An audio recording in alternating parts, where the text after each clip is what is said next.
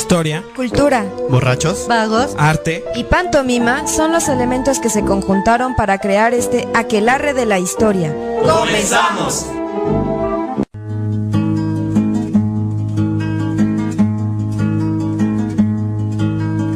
Siempre que se hace una historia, se habla de un viejo, de un niño o de sí. Pero mi historia es difícil, no voy a hablarles de un hombre común. Haré la historia de un ser de otro mundo, de un animal de galaxia. Es una historia que tiene que ver con el curso de la Vía Láctea. Es una historia enterrada. Y finalmente pues llega el día, ¿no? Ese 26 de julio de 1953, cuando dicen que comenzó como a las 5 de la mañana, ¿no? Esta entrada de Fidel Castro con todos sus hombres repartidos, como decíamos. Fidel Castro en el cuartel Moncada, Abel Santamarina en el Hospital Civil y Raúl Castro en el Palacio de Justicia. Pero sin embargo, digamos, estaba todo como muy planeado, ya tenían armas, ya tenían posiciones ahí bien definidas, y sobre todo de entre las cosas que contrasta es que ya se planeaba dar un golpe de estado, pero a pesar de que había armas y demás, parte del acuerdo era como mantener cierto respeto hacia el cuerpo militar y demás, ¿no? Sí, vamos a tomarlo, pero no vamos a ser tan agresivos, vamos a mantener el respeto a la vida de los militares. que contrastará con lo que vendrá después, ¿no? Y exactamente, pues resulta que por ahí iba ¿cómo decirlo? La compañía que iba a seguir, que iba con Fidel, la vanguardia que iba con Fidel, y pues se encuentran por azares de la coincidencia. Hay quienes dicen que pues que a lo mejor no es tanto pues una coincidencia, ¿no? Pero se encuentran precisamente con una patrulla que estaba vigilando ahí el cuartel, y pues empieza el enfrentamiento. Y a final de cuentas, como estaban apenas en pleno desplazamiento, la otra parte que iba a llegar a apoyar a Fidel, pues se queda a medio camino, porque también resulta que ellos se pierden en la ruta, no saben cómo llegar, y pues empieza todo este enfrentamiento que pues digamos se prolonga a lo largo de todo ese día. Y posteriormente pues Fidel Castro cuando ve que pues a final de cuentas no van a lograr llevar a cabo el golpe, pues se decide con los que todavía tiene, ¿saben qué? Vámonos. Y empieza a mandar pequeños grupos donde pues a final de cuentas, como estaban vestiendo un uniforme similar al del ejército, ustedes váyanse con el ejército para que no se den cuenta, puedan huir, otros váyanse a la sierra. Y pues precisamente es lo que hace Fidel, huye con un grupo de sus seguidores a la Sierra Maestra, donde permanece pues alrededor de una semana. Sí. Y pues desde ahí escucha los tiroteos, las persecuciones que hacen contra los que todavía siguen abajo. Y pues yo creo que, bueno, a final de cuentas el Caribe, pero entre el hambre, no sé si el frío, ciertas cosas que le hicieron falta, ¿no? Pues en un momento dado pues decide bajar y es capturado el 1 de agosto. Sí, finalmente lo que ocasiona que falle ya esto que esté en la Sierra Maestra es que nunca lo planearon, ¿no? O sea, ellos sí pensaban que iban a tomar Moncada. Parry, te voy a interrumpir 2 segundos otra vez porque al aquelarre noticioso nos está pidiendo otro corte informativo y ahorita regresamos. Nada más no te enojes, ¿vale, Parry? Adelante. Las joyas no tenían alma, solo eran espejos color.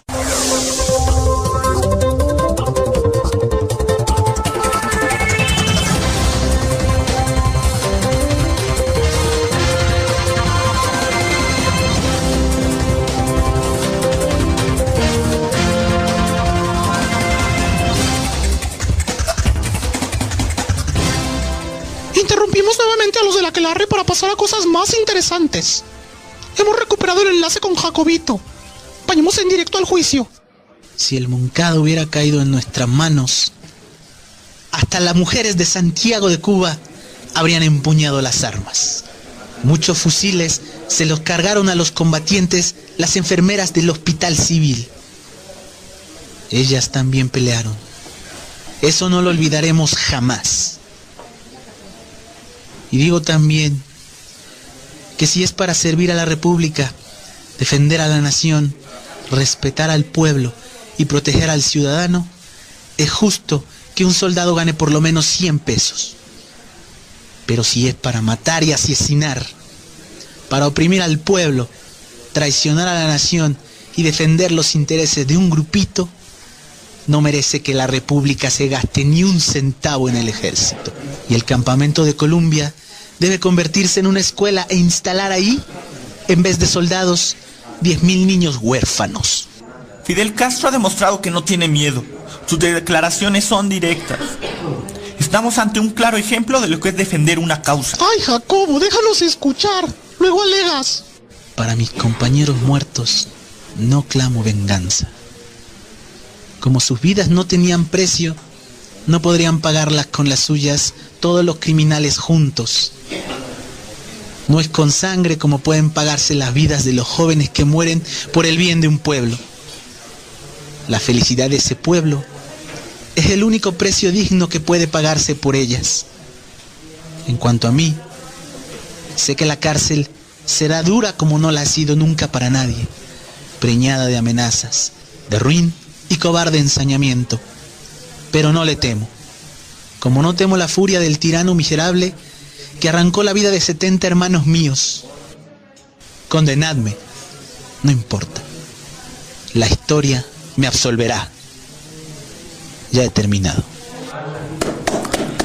¡Bravo, Fidel! ¡Eres grande! ¿Qué hace usted ahí? ¿Qué cosa rara que carga? No puede estar aquí. Es un juicio cerrado.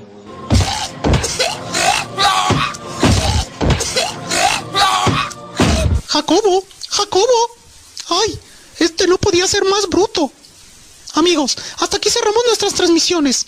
Nos veremos muy pronto en la cobertura de otro gran acontecimiento, aquí, en el Aquelarre Noticioso. Ojalá no pasen a mi Jacobito por las armas.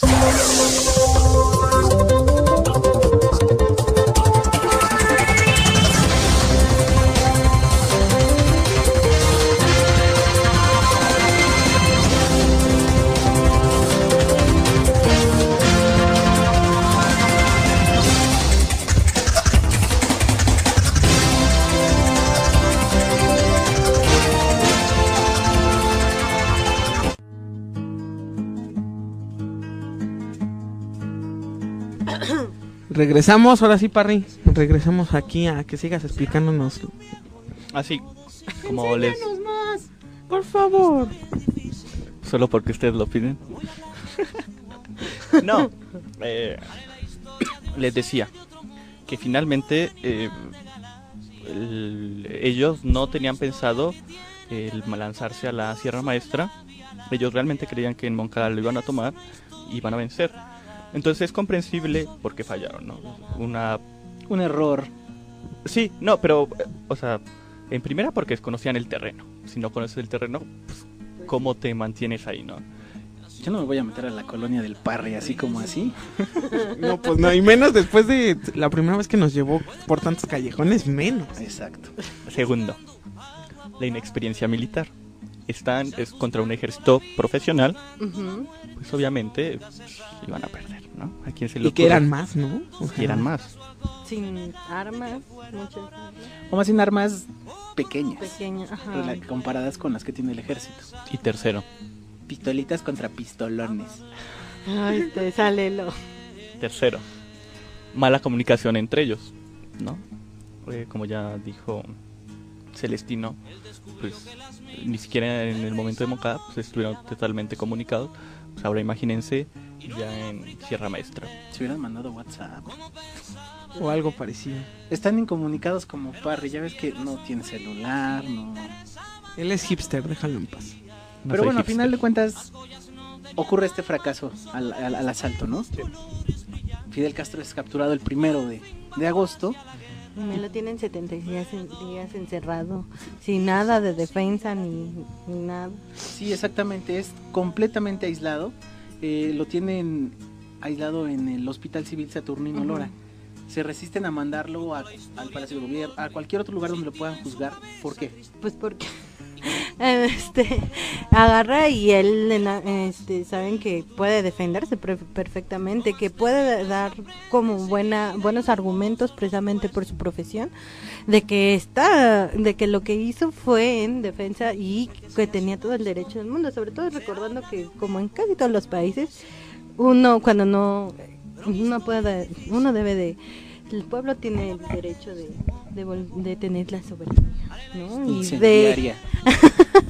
cuando ya no las situaciones son extremas, ¿no? Como toda la desnutrición, toda el hambre y toda la pobreza que ya había en Cuba. Bueno, y en medio de este contexto, pues, ¿qué pasa con cualquier persona que está presa? Se le asigna un abogado, ¿no? A Castro se le negó la comunicación. Si estás en México, tal vez no, pero se Eso supone lo que sabe sí. bien y si Parry. estás en el Estado de México, donde Menos. Parry, pues, más, ¿no? Es que ahí todo es arcoíris, nubecitas, todos andan de la mano. Amor. Bueno, pero precisamente digo, creo que un ejemplo de que existía respaldo del pueblo cubano hacia lo que quería hacer Fidel Castro se refleja, por ejemplo, el Colegio de Abogados de La Habana asignó a Jorge Paglieri como el abogado defensor. Sin embargo, nunca se le permitió la entrada a entrevistarse con Castro. Nada más creo una vez, ¿no? Y lo hacen con una persona que los está vigilando, que obviamente iba a escuchar todos los argumentos, exactamente. Yo me fui bifera fa pue festo fa fa bla farenefe. Igual y así lo confundíamos, ¿no? Okay. Pero no sé. A final de cuentas comenzaron desde agosto, las audiencias comenzaron en septiembre, ¿no? Interrogatorios donde pasaron muchos detenidos que estaban ahí mismo en el hospital civil o que traían de otras partes y que desde el principio en los interrogatorios Fidel Castro dijo, son testigos inventados. Eso no pasa. No. También aquí en México dicen que hacen eso, ¿no? Yo creo que no. Yo tampoco. Nada. Pero bueno. ¿Cuáles presos políticos? Nada, eso no existe. Es que Parry tiene padrino, acuérdate, entonces menos. Ya me quiero que también sea mi padrino. Cada quien. Pero bueno, pues precisamente Fidel desconocía a muchos de los que se aseguraban que habían sido partícipes del golpe, ¿no? Sobre todo, algo de lo que señala mucho Fidel en este proceso de su juicio es que aquellos que él aseguraba que eran testigos inventados se veían muy arrepentidos, muy pues estoy mal, me equivoqué. A diferencia de a quienes sí reconocía a Fidel por sus nombres, por sus caras y demás, decía, todos ellos reconocieron lo que hicieron, estaban dispuestos a volver a hacerlo y precisamente manifestaban que existía esta necesidad de hacer un cambio social. ¿Por qué? Por la mala situación social y económica que se vivía en Cuba. Claro, hasta decían que había toda una estrategia militar y que había fuerzas extranjeras, ¿no? Cosas que también de repente... Y bueno, pues precisamente el juicio tuvo lugar el 16 de octubre de 1953. Y ahí fue donde, digamos, comenzó a formarse o a tomar más fuerza todo no sé si decir movimiento de Fidel Castro por hacer un cambio en Cuba. Sí, porque finalmente, bueno, antes de que surgiera el proceso que se le va a llevar a cabo, el gobierno de Batista decía que no habían sobrevivido ninguno de los revoltosos estos. Pero pues lo que pasa es que a una revista se llamaba Bohemia publica unas fotos, ¿no? Entonces la gente empieza a enterarse de lo sucedido y empieza a mostrar apoyo a Fidel, ¿no? Y lo obligan al gobierno a que se lleve a cabo el juicio. Este juicio, exacto. Pero bueno, hay como muchos elementos. Digamos que en cuanto a las razones, Fidel siempre argumenta que si de verdad se quisiera hacer un cambio en Cuba se podría hacer.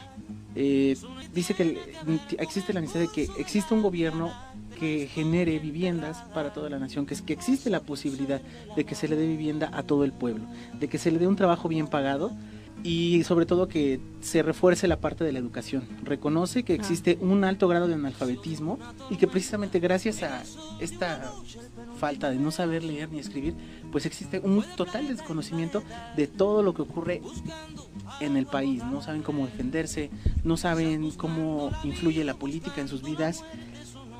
Entonces habla de la necesidad de una transformación total. Sí, pues tendremos que decir, ¿no? Que la primera parte de su argumento desmonta toda la ilegalidad e inconstitucionalidad del juicio, ¿no? Habla sobre las más flagrantes violaciones debido al proceso, como las que ya mencionamos, de que nunca tuvo acceso a su abogado, o bueno, cuando lo tuvo lo estuvieron vigilando, y que lo único con lo que pudo defenderse fue con un minúsculo código, ¿no? De esa manera empieza. Entonces desmantela esta ¿Se ven parte. cómo los libros de bolsillo sí sirven? Desmonta esta parte inconstitucional que se le hace, pero después da paso a algo más, ¿no? Fidel sabía muy claramente que el juicio era algo más, ¿no? Algo más que su libertad.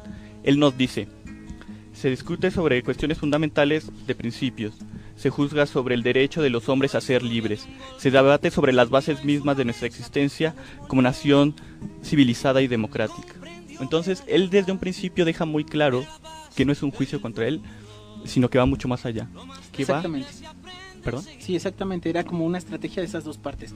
Yo creo que por parte del gobierno de el monstruum horrendum, como Fidel Castro se refería a Batista, está la intención del gobierno quizá de como demostrar que tiene fuerza y que contra todo aquel que se levante va a haber un fuerte castigo. Y yo creo que Fidel asume una estrategia similar de decir: sí, me quieren castigar, pero yo no voy a hacer o no me voy a asumir como un mártir, sino más bien voy a tomar esto como un ejemplo de la causa de todo el pueblo cubano y que sea la voz de todo el pueblo cubano, de toda la gente que quiere pedir un cambio. Y pues precisamente, ¿no? Creo que empieza como este juego entre estos dos intentos, y finalmente el que funciona mejor es el de Fidel Castro. Sí. Y después de esta parte legal, el transcurso del primer tercio del discurso, Fidel se adentra en un análisis ya no tanto jurídico, sino más político, económico y social, ¿no? Desmonta un poquito, bueno, ya habla un poquito de esto que tú mencionas, y desmonta la idea de que el poder militar constituye una barrera imposible de conquista ante la cual se estrellaría cualquier pueblo que quisiera luchar contra la tiranía. Él dice, por ejemplo: ninguna arma, ninguna fuerza es capaz de vencer a un pueblo que se decida a luchar por sus derechos, ¿no? Entonces ya saca esta parte que dice: bueno, a mí me están acusando, pero vamos allá, nosotros estamos siendo gobernados por un tirano, ¿no? Entonces él lo que está llamando en su juicio es a que se levanta todo el pueblo, que están siendo justamente tratados, pues que se haga algo, dice, y no porque haya una mayoría militar no podemos vencer. Y pues ya como ejemplo de esto está el caso de Estados Unidos y Vietnam, ¿no? Que tenía una mayor fuerza Estados Unidos y finalmente no puede vencer, pero también el caso más contemporáneo de Irak, ¿no? Igual con Estados Unidos, hay una mayoría militar, pero aún así no logran vencer al pueblo, ¿no? Finalmente, pues toda esta parte de cómo se desarrolló el juicio, esta parte, digamos, de lo legal, hablar de leyes, este marco jurídico, lo político, las funciones del ejército, y de ahí dar paso a las necesidades de la población. Creo que Fidel hizo de ese juicio más que un argumento de su propia defensa, una defensa del pueblo. Sí, y incluso él lo define, ¿no? Y es muy bonita la definición que él da de pueblo. Dice: entendemos por pueblo cuando hablamos de lucha, de la gran masa irredenta, a la que todos engañan y traicionan, la que anhela una patria mejor y más digna y más justa, la que está movida por ansias ancestrales de justicia por haber padecido la injusticia y la burla generación tras generación. Pues es comprensible el gran apoyo que logró tener, ya que no excluía al sector campesino, al contrario lo sumaba, pero también a los obreros, ¿no? Entonces lo que está haciendo Fidel es armar bases a su alrededor, pero no solo de carácter urbano, sino rural, ¿no? Él no limita al pueblo a la clase obrera, sino también a la parte campesina, que finalmente es la que hay más en Cuba, ¿no? Y bueno, finalmente, al terminar toda esta parte donde Fidel Castro en su juicio se dirige a todos los ministros que están ahí presentes, es ahí donde surge esta famosa frase, ¿no? Completa, creo que es: condenadme, no importa, la historia me absolverá. Y creo que al paso del tiempo esto ha sido como al paso de los años, hasta incluso recientemente la muerte de Castro en noviembre, ha sido como un contraste muy interesante, ¿no? La gente que sigue creyendo en la causa de Fidel Castro por los cambios que vio dentro de Cuba a nivel de educación, a nivel de la salud, y quienes dicen, no, pues es que está mal, yo me fui de Cuba porque no me dejó progresar, porque no me dejó hacer ciertas cosas, y sin embargo, no sé ustedes qué postura tomen, pero creo que también hay que tomar en cuenta la situación que Cuba enfrentó a partir de lo que posteriormente se dio después del juicio, la formación del movimiento 26 de julio, y después ya lo que fue en sí la Revolución Cubana en 59, todo lo que enfrentó Cuba, el bloqueo económico, y pues obviamente todo lo que tiene que enfrentar a partir de eso, ¿no? Cuba se quedó sola en muchos sentidos, y pues creo que daría todavía para hablar muchísimo más de lo que pasó y poder pues quizá dar una opinión respecto a qué pasó o qué pasa en Cuba, ¿no? No sé ustedes qué piensan. Bueno, a mí yo lo que pienso, y al leer este discurso de Fidel de la historia mejor conocido como la historia me absolverá, es que precisamente, ¿no? O sea, en el momento de que vas a rebelarte y de que te das cuenta de todas las injusticias, tienes que estar armada de las leyes, ¿no? Y aparte, no nada más lo haces así porque sí, sino tienes unas bases, ¿no? Por ejemplo, yo recuerdo que él anuncia, creo que 5 o 6, ¿no? Que es devolverle la soberanía al pueblo, concederle a todos los colones la propiedad de la tierra, que los agricultores que no eran propietarios, que era casi el 85%, pues que se la repartieran o que tuvieran cierto limitado número de hectáreas, que por ejemplo, que los obreros tuvieran derecho a utilidades, creo que al 30%. Ajá, y que se confiscaran, ¿no? Los bienes a todas las personas que se habían hecho ricas ilícitamente, ¿no? Y ¿cómo se llama? Y no nada más lo haces pues así pidiendo dinero, ¿no? O sea, te tienes que desprender de tus propias cosas, como creo que el caso de una persona que no recuerdo si era médico, fotógrafo o óptico. El fotógrafo que quería que se integró a la toma al intento de la toma del cuartel Moncada, que vendió todo su equipo fotográfico, su estudio fotográfico, precisamente para donar todo ese dinero e integrarse a la causa. Pero bueno, creo que precisamente, ¿no? Ahí se reflejan los contrastes de cómo hay gente que de verdad, más allá de que ellos piensan en decir, todos debemos de tener cierta calidad de vida, de disfrutar de ciertas garantías, de ciertos derechos. Y pues eso es lo que hace muy interesante esta parte, digamos, de la historia con Fidel Castro, ¿no? Que siempre ha sido como esa discusión de si se dio, de si no se dio. Normalmente mucha gente de la que se queja desde fuera de Cuba. Dentro de Cuba hay detractores, hay mucha gente que apoya, entonces pues no se da para mucho la discusión, ¿no? Pero bueno, hay que también comentarles, o sea, mucho de lo que esto les hemos estado contando precisamente es un libro, ¿no?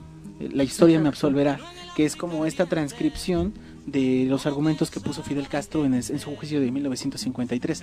A final de cuentas sí fue condenado, pero ahí se metió presión por parte de Amnistía y de la propia sociedad cubana para que a los que creo que fueron 3 años salió de prisión y él decide venirse para acá, para México, a donde todo es amor y paz, florecitas, conoce al Che, respeto a los derechos humanos,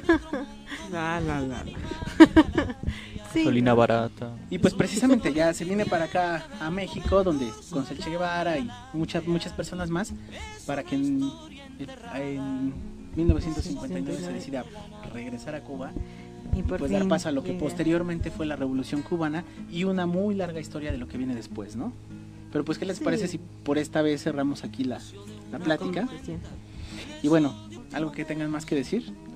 A mí me gustaría decir una frase que encontré de un discurso de Raúl Castro, justamente con lo del cuartel Moncada, que dice: el Moncada nos enseñó a convertir los reveses en victorias. Y bueno, vamos a concluir este programa y bueno, pues les damos las gracias. Redes sociales. Sí, cierto. Las redes sociales en Twitter es @aquelarre_h y en Facebook nos encuentran por Aquelarre de la Historia. Hasta entonces. Hasta luego.